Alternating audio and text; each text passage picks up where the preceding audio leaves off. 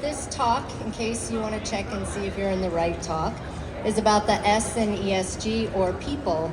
I think the last talk ended on people, so it's good that we start with that. The outdoor industry, my name is Jill Lewis, by the way. Sorry, I always forget to introduce myself. I work for Fair Trade Certified, or Fair Trade USA, and I'm the director. I head up the factory certification program. I come from the outdoor industry, and I, prior to that, had a fair trade company. So this brings together all my worlds full circle, which is nice. It's nice to be here chatting with all of you. And it's amazing that we have this esteemed panel with us here today.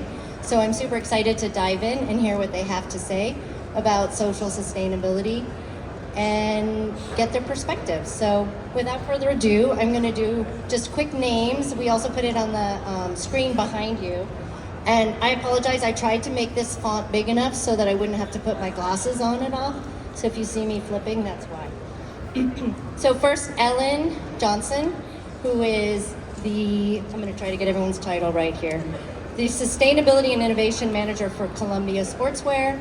I'm going to reference her in our experience with Prana, small brand you may have heard of, that we have worked with since the inception of the Fair Trade Factory program. Stef Fraser, from the Senior Director of Product Sustainability and Supply Chain at Cotopaxi. Kohl, Crecelius, co-founder of Known Supply. Cora, Social Impact Specialist from MEC in Canada. Kaitlyn Dobbins, Production Manager from Backcountry. Okay, we got a few backcountry people in the space today. Awesome. Thanks for representing. We like the noise, thanks. Everybody on the panel here serves as social advocates within their organization. And so I would like them to do their own introduction, to talk a little bit about what they do, and a little bit about the social aspect of their journey within their organization. So without further ado, we're gonna go head down in this direction. Hi everyone, it's so great to see so many faces in the crowd to talk about what I think is a very exciting topic. But I've worked with the Prana brand for a little over 8 years and now work at Columbia Sportswear for all 4 of our brands, including Prana. But I've had the pleasure of working on the Fair Trade program for quite some time. And it's one of the programs that's so near and dear to my heart because of the amazing positive impacts that have come out of it.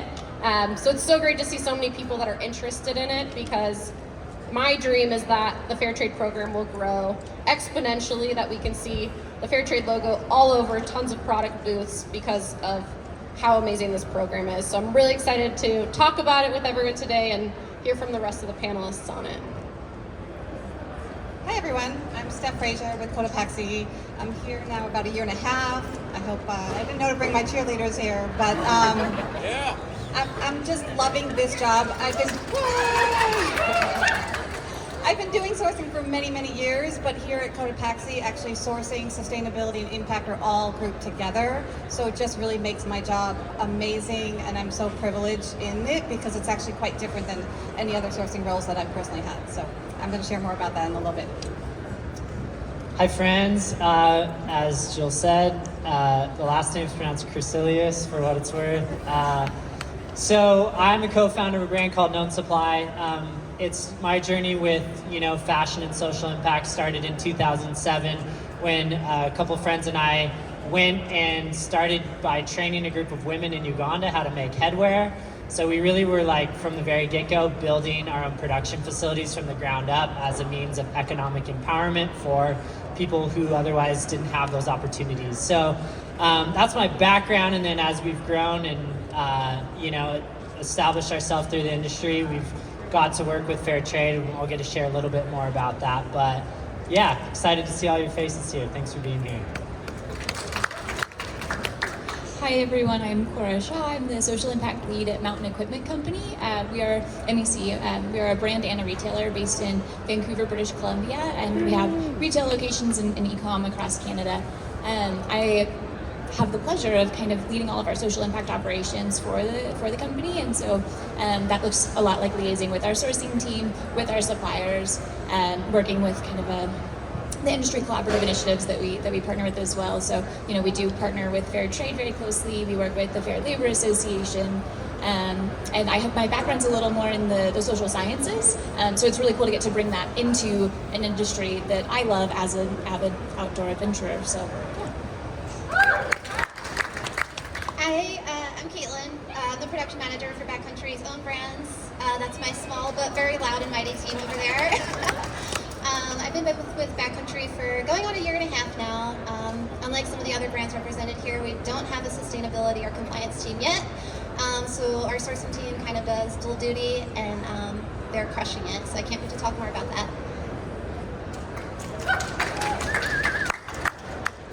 Thank you, everyone. Appreciate it. Appreciate you sharing a bit. You can see that we have a variety of retailers and brands, different sizes, really representing the program. You know, Ellen shared one thing I just wanted to comment on. Her dream is that everybody's in our program. I'll just share that my dream is that our program is not necessary, which means we're paying everybody a fair price for every product that we sell. And you don't need us, because we are a nonprofit and we're here to try to change the world. So we have these huge aspirations, and we're going out there knocking on doors talking about what we do. And I am thrilled that they're sharing our story, but really we all have to be part of the change in the future. Okay, I'm going to ask another question and not sit on any kind of soapbox here for you. So this question is, why has your brand chosen to incorporate social impact as part of your business strategy and or your base fundamental values of who you are? And then how does our certification align with that? So I'm going to ask some, since we have a great panel here, I'm going to ask some specifically, and I'm going to start with you, Stef, if you'll share for Cotopaxi. Sure. Hello. So Cotopaxi, we had from the very beginning to differentiate ourselves from everyone else. There's lots of competitors out there. There's a lot of brands making products similar, different. But one of the things that really helped make us different was having impact built into the design, the concept, from the very beginning stage of the brand. So that was one very important part of this. We're only 8 years old company, and we're already in retailers and well-known over on this side of the country, but a lot more areas to expand into. The other thing I would say is about vendor relationships. So really being with Fair Trade certified has helped us build relationship with our vendors. We're not a brand that is in and out of vendors or move production for a small penny savings, but the Fair Trade element helps both the workers and the factories for long-term relationship building. Thanks, Steph. Appreciate it. Kohl, can you speak to that? Yeah, so I shared it briefly about our background, but it's we as I mentioned in 2007, 2008, we're like building our own production facilities from the ground up because we didn't know what else to do. We didn't know where to turn, where we could produce in the way that had the impact that we were hoping to see for these, you know, very vulnerable populations around the globe. And so we did that for about 10 years, where we owned and operated our own production in Uganda and in Peru.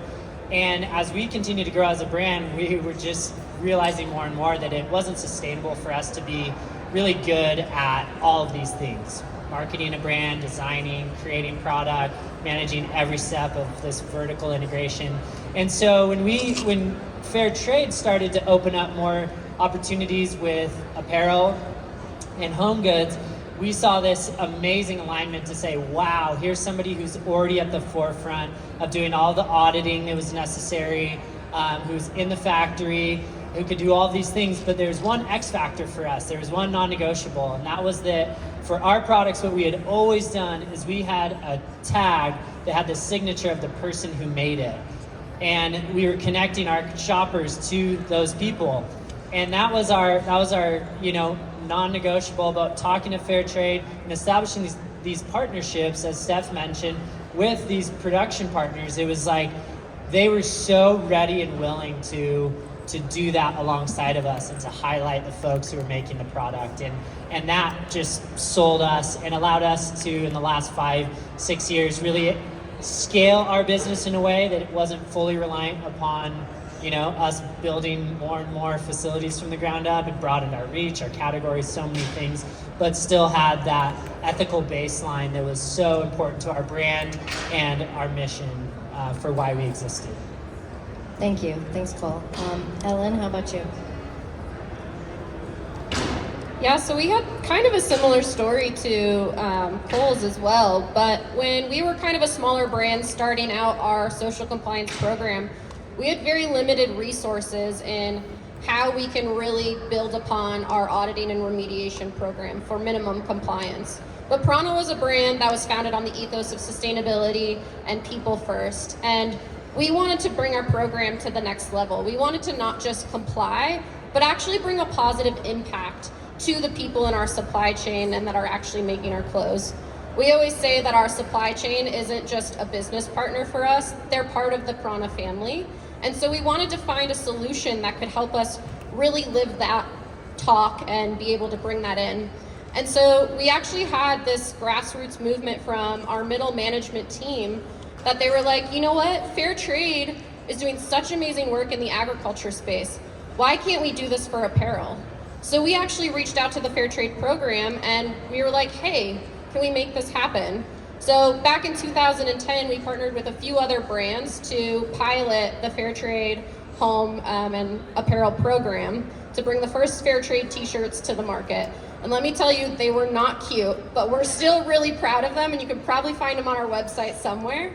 But we were so excited that we were able to, one, as a very small team, find a way to audit our programs and have confidence in the basic compliance, but also start bringing this really positive impact to the market and really connecting with those workers and being able to tell stories around our supply chain and how the program of buying fair trade actually was helping to improve workers' lives, and not even just the workers, but the communities in general. So we're really proud of how we were able to bring that whole story together through the Fair Trade program.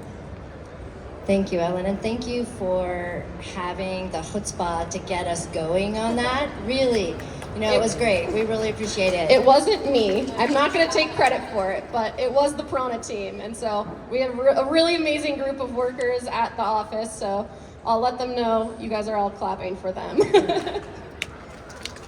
Yeah, it takes visionaries, I think, to change things, and so that was part of what happened 10 years ago with introducing factory into what was traditionally an agricultural minimum wage, fair wage story, and this is definitely a growing story. I do want to just comment for one quick minute and say that we revised the entire factory production standard in our program, so now it encompasses way beyond just apparel and home goods.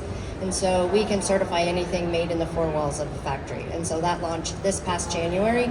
We also significantly reduced our pricing structure so that we could expand exponentially into all different types of factories. So just to share that with you, where we've taken the program over the last 10 years. Clearly, the brands that start with sustainability in their ethos have a path, and we've heard about that path. But that's not the case for all brands or retailers, and so I definitely want to give some airtime to Backcountry and MAC and hear a little bit about when you believe in social sustainability, when you believe in paying fair wages for the products that are being made by the organization you work with, what do you do with that belief? How do you garner the support from the C-suite and the upper management to get buy-in on a sustainability program? And there are demands about environment, right? We all know about PFAS, and you can hear and talk about it. It's the conversation everyone's having, and the changes that have happened in the last decade in the outdoor space. But the social, the people, really only came up in COVID. And we found during COVID, when you stress a supply chain, you start learning the word supply chain. I heard somebody say that even their mom used the word supply chain, and he's like, Mom, how do you even know what a supply chain is, So we all know now about supply chains, and so we all know and are thinking about our supply chains and the people that make our products. It's just starting to have that visibility. So I want to go ahead and ask Cora, if you will, speak a little bit to how do you get people to listen to you when you care?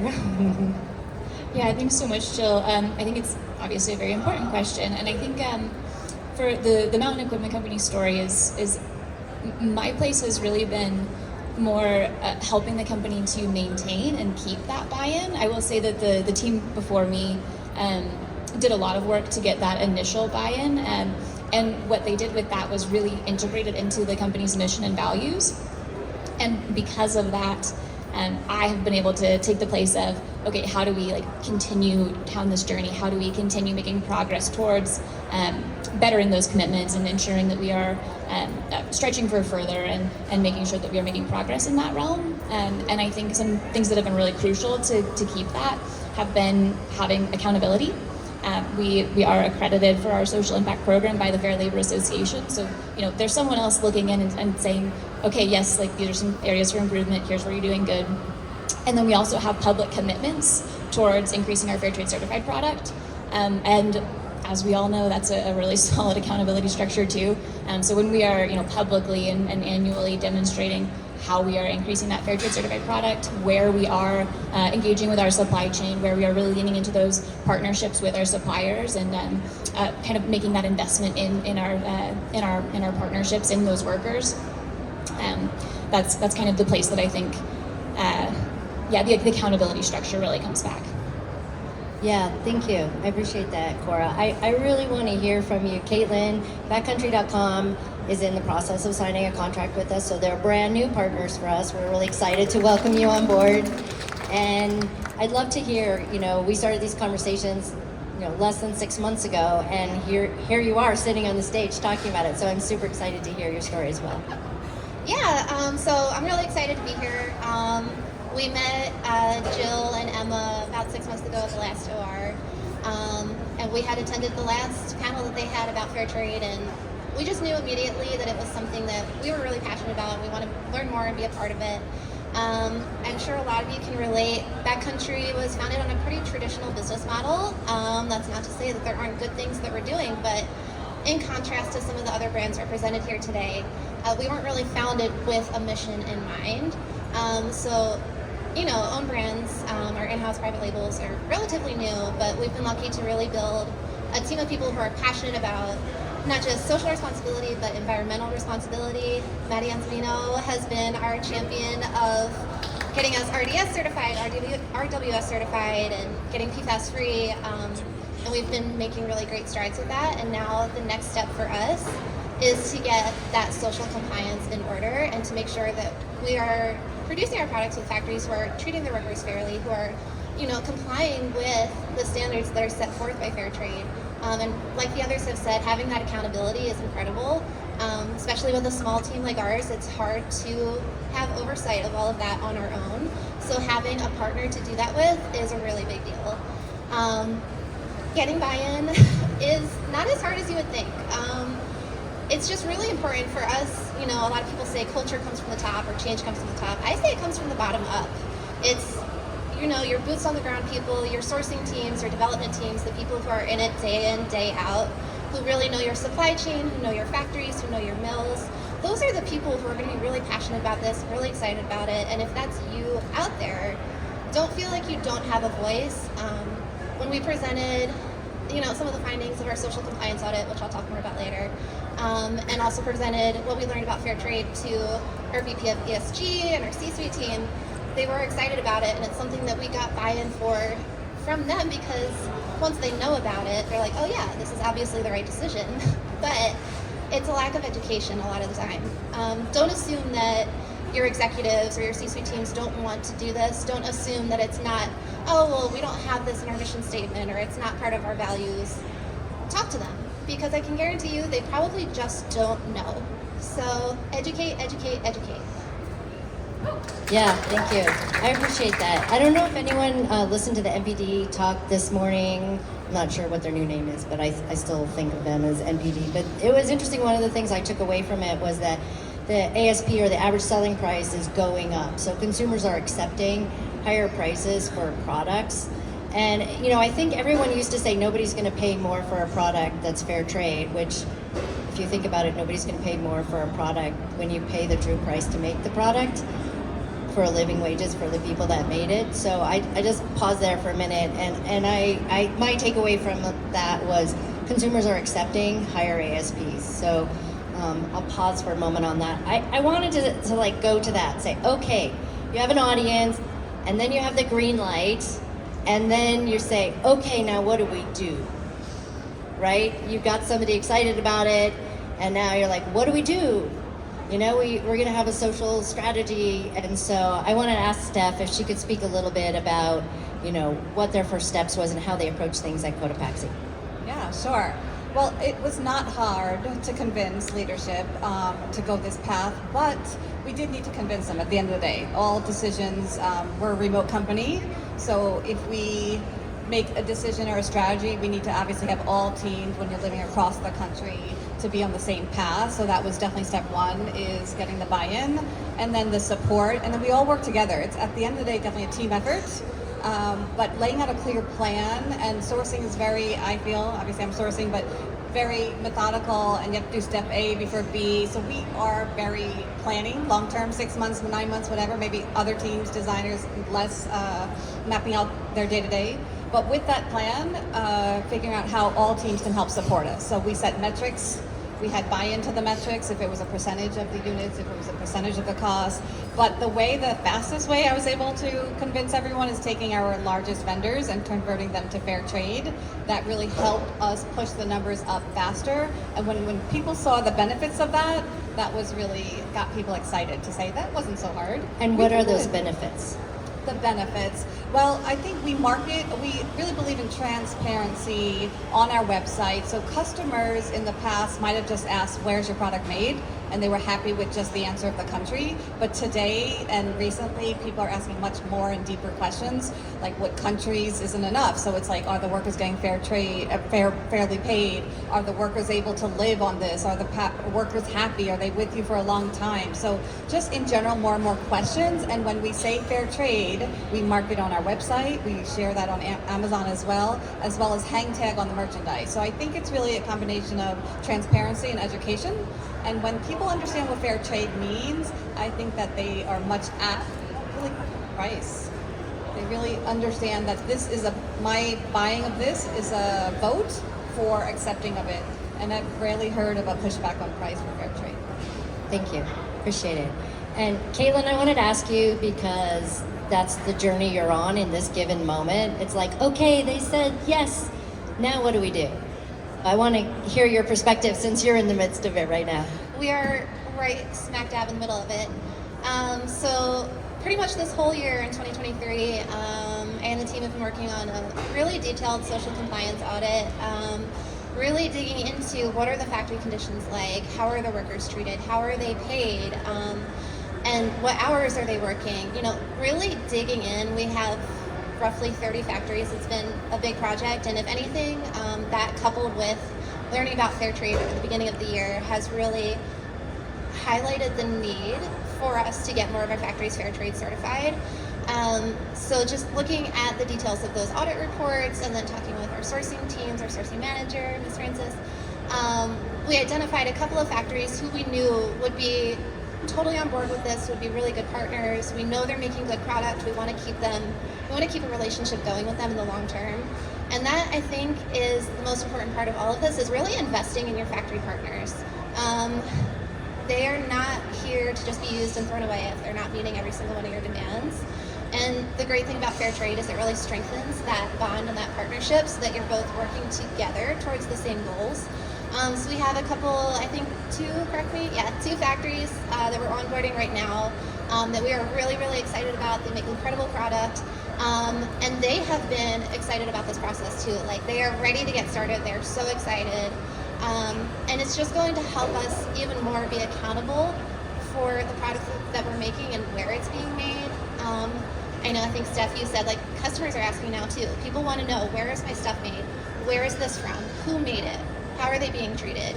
Is this fair trade? And to that point, now we can say, yes. Well, not quite. We're almost there. Getting ahead of myself. But it is important. It's important for the brand message. It's important, frankly, just for us as sourcing professionals, right? You want to be proud of the products that you're putting out there. You want to be sure that it's coming from a good place. So yeah, we're not going to stop. This social compliance audit is ongoing.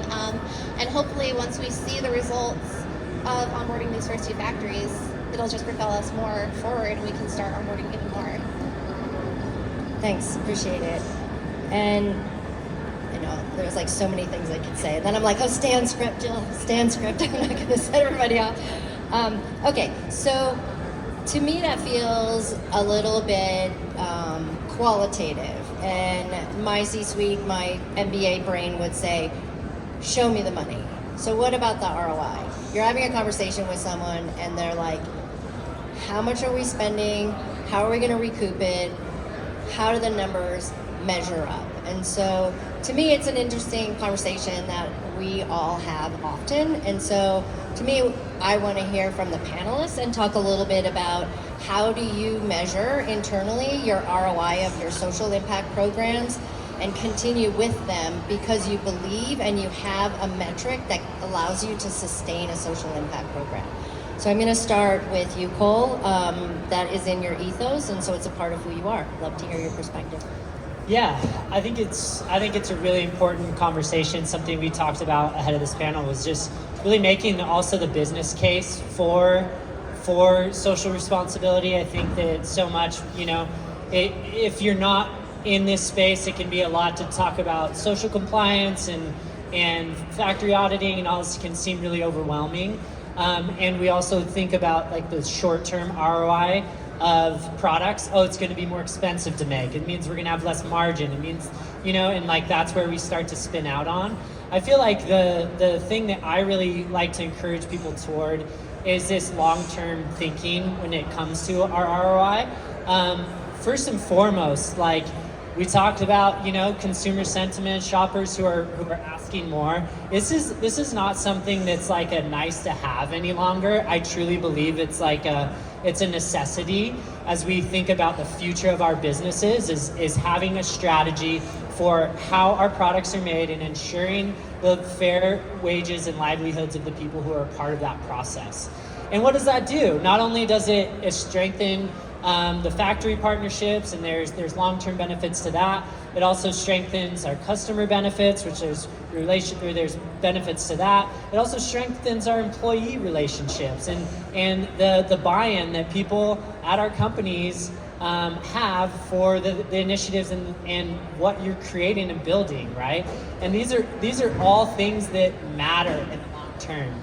And then the last thing that I'll say when we really start thinking about long term is that something that doesn't get talked about enough probably in our space is in these early conversations around fair trade is there is a regulation, like a legislation component to this that we really need to be aware of as brands, and something that is like within the foreseeable future. You're seeing laws passed in places like through the European Union where they're getting really clear on where is this product coming from, and can you ensure the safety of the people who made it? We've seen shipments blocked here in the United States because there's question or concern about products being made in Uyghur concentration camps in China. And you're just like, these are things we really need to be aware of, and we have to have strategies building towards these if we want to ensure the health and the future success of our businesses as well.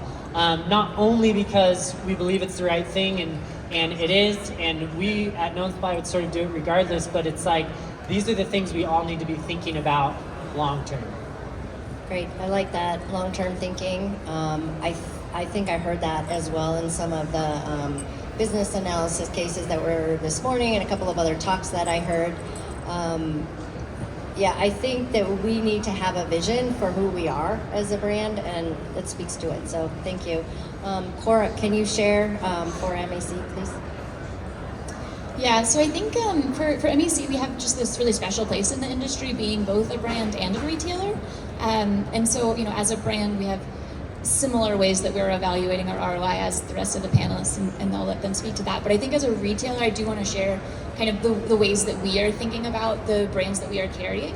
And we have recognized that there's kind of space to expand our engagement in our sustainability goals and how we're thinking about social impact, how we're thinking about environmental impact for the brands that we carry. And so in this last year, I was very exciting. We were able to roll out a survey to all of our brand partners, and we were asking questions around your social impact initiatives, around, what are you doing in your supply chain to promote human rights? How are you looking into fair working conditions, fair labor practices, and asking specifically, like, are you working with Fair Trade Certified? Can you back up the claims that you're making about caring for those workers? And so from that, it was really exciting that we were able to see that for 2022, 8% of our business volume for brand partner product had Fair Trade Certified product, or are working to expand their Fair Trade Certified product offerings. So, we were able to then bring that back to our merchandising team. We can give them additional guidance. We already do ask for Fair Trade Certified product to be preferred as we are looking at our product assortment, but we can kind of start to expand that. Let's push the target further. Let's bring more Fair Trade Certified product in. That way, as a organization as a whole, it's our brand and our retailer side that we are able to see that unified care of our values. Great, thank you. I hear 8%, and then I'm like, oh. I like it, but it's like, yeah, we have a long way to go, right? A lot of work for all of us. Steph, can you speak, please, to Cotopaxi and the ROI component, please? Yeah, so obviously a hot topic in lots of meetings is going to be around return on investments, margins, costs, freight rates. All of these, they're the topics most recently in all meetings, no matter if it's not just a cost meeting anymore. These topics come up all the time. But what we've done and agreed is really that it's not, honestly, a non-option. Like it has to be built into the cost. It's worth a margin hit. It's worth a long-term plan. Kohl spoke about a long-term, impact, or just kind of having that long-term plan. We know there's cost to everything. Everything has a cost, but at the end of the day, it's worth the long-term relationship, strategy, vendor relations, as we all kind of talked in our own way about that. We don't see this as something worth cutting corners. It's really caring. It's a transparency. It touches on so many ways. I don't think we even get pushback from our leadership and C-suite. It's just understanding. They need to understand the numbers so we can have a strategy as to what the plan is. Right? Everyone needs to be on a plan and know the plan. If we don't know the plan, we can't all get there. Yeah, when you think about it, to Fair Trade certify everything in your supply chain is less than 2% of FOB. When you think about that, helps pay fair wages. It doesn't feel like a lot, but I've had all those conversations, so I know 2 points, especially in a recessionary climate, it's a lot. Exactly. So yeah, we definitely appreciate that. Ellen, I'd love to hear a little bit about Prana and that conversation that you've had over the years, because I know that you're part of a larger organization, one brand there, and so I feel like you've had to have in-depth conversations multiple times over the years. Yeah, so I'm going to speak a little bit more to the business side of the ROI, but I'm also going to throw some social impact stuff because, that's the fun stuff here. But I think one of the cool things about this program is when you think of it, most people think, okay, we're giving money back to workers, but we don't think about all of the extra benefits that come of that, of being a business. So in 2019, we actually held a vendor summit where all of our vendors from around the world came and met us in Vietnam, and we actually had the fair trade team come. And our fair trade manager at the time was on stage, and she goes, can you guys raise your hand if fair trade has positively impacted your factory? And everyone who was part of our program, their hand shot up so high. And then we proceeded to go about an hour over time where everyone started sharing stories around this.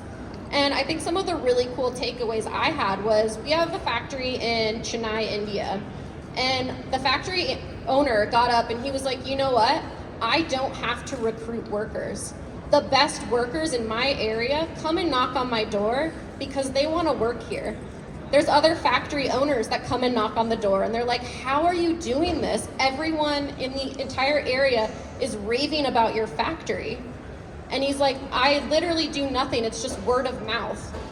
And because of that, we have very skilled workers in this small factory in India.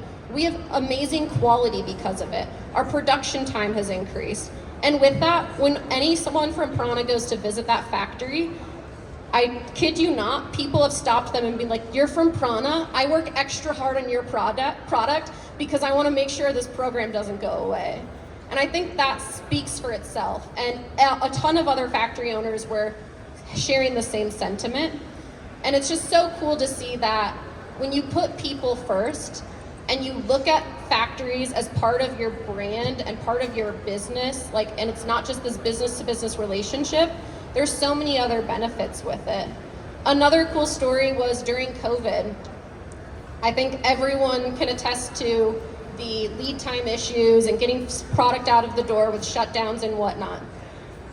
All of our fair trade factories put our product on the line first because of the relationships we've built with them through these programs. And they wanted to make sure that they knew, even though we may not have been the biggest brand in the space, and we probably were one of the smaller brands in a lot of these factories, but they wanted to make sure that they knew they saw us as a real partner, and we're not the ones going in and treating them like just this business to business relationship. They see that we actually care and we are partners together and we want to do this together. And I think that alone is worth that 2%. Like, the production delays during COVID, just tell your management that, like. But the other side is the social impact. It's so cool to hear the stories of what comes from these premium projects that the factory workers get to decide on. I might get a little teary in the story. I love to share my favorite story, and I have a lot of them. But we have this factory in Bangalore, India, and they try to hire local workers who have disabilities and find them jobs that they can do to help get them income and whatnot. And so when they were doing the premium project to figure out what they want, there was this blind worker who put in that he wanted a walking stick. And all of the factory workers, they get to vote on what projects they want to do. And all of them were so proud to vote on this project to get their factory worker a walking stick.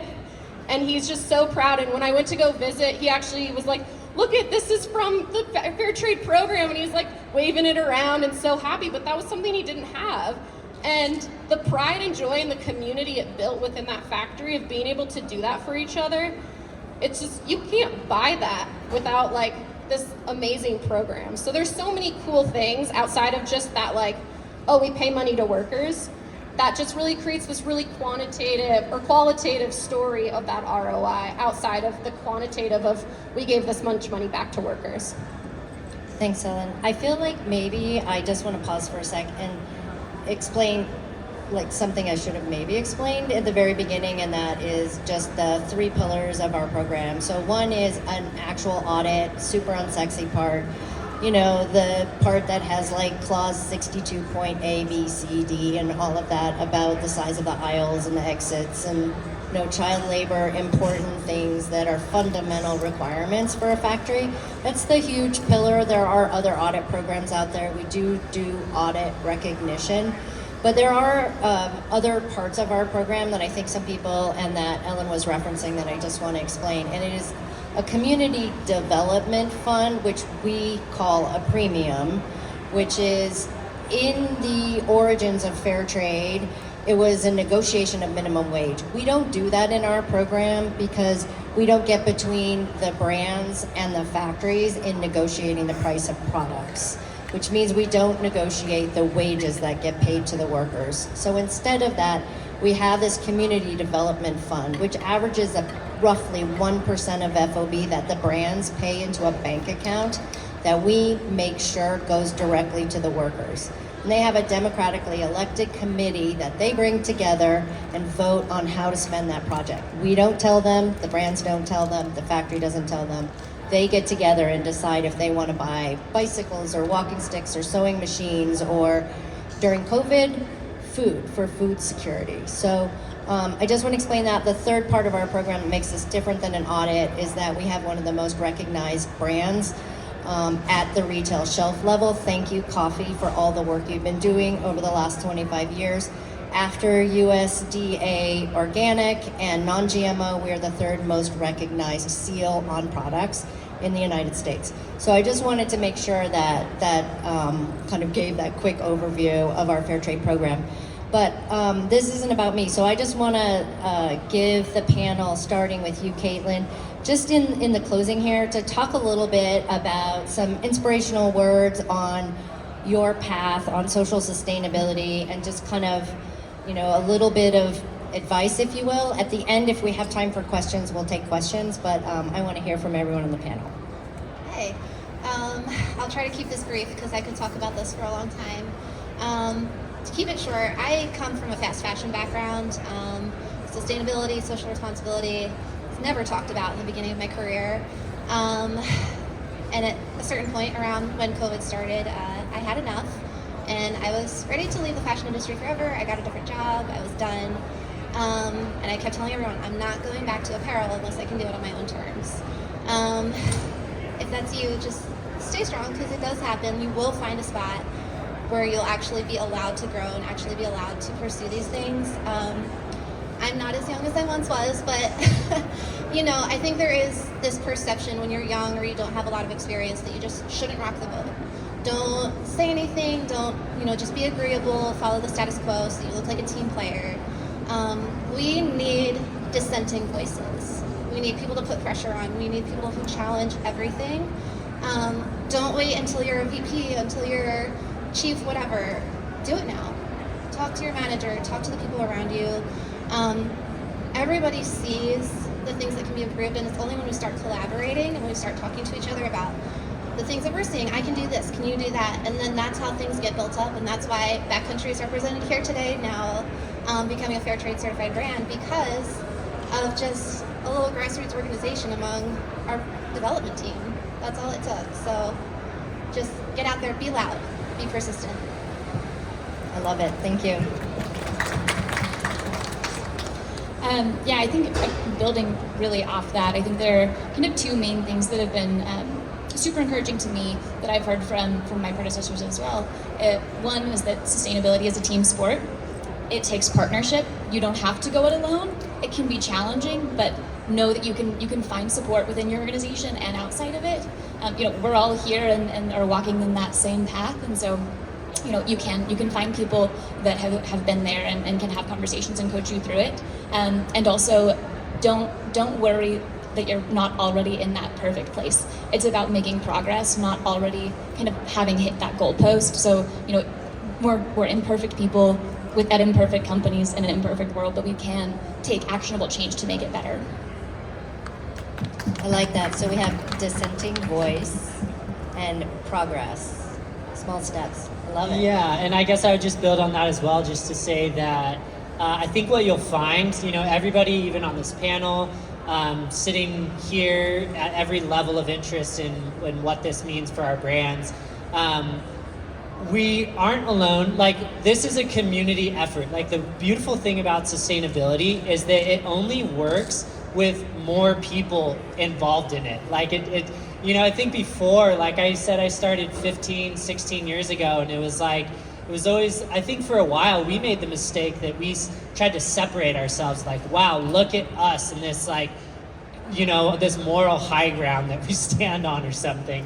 And I think today the sustainability conversation has come full circle for people to realize that it is so much more necessary to all be working together if we want to make any meaningful and lasting change. And so you have so many allies in this space, whether you realize it or not, if you care at any level. And then the last thing that I'll say, and I think this panel is very representative of, something that has been very, like, prevalent to my awareness recently, is that, like, this is a movement that is women and minority led.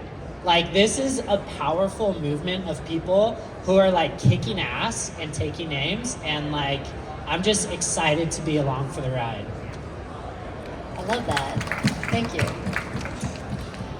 I would say I've been doing sourcing for many years in many companies, and actually have been privileged to travel a lot. But it was only with Cotopaxi that I actually traveled and saw with my own eyes a fair trade vendor.